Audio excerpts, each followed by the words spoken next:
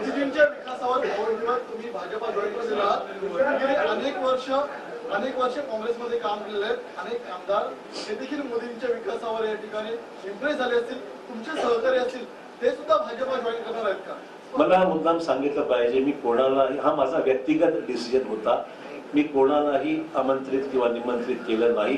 बाकीचा विषय देवेंद्रजी आणि ते पाहतील काय करायचं. मी काही त्याच्यामध्ये खरं सांगतो.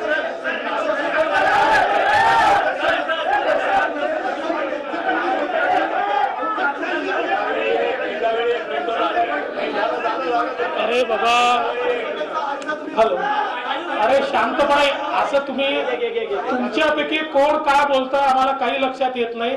आपल्याला जर प्रश्नोत्तर करायचे असतील तर तुम्ही शिस्त पाळली तरच होईल. एका वेळी एक जण एकाने प्रश्न विचारला त्यांनी पुन्हा विचारायचा नाही.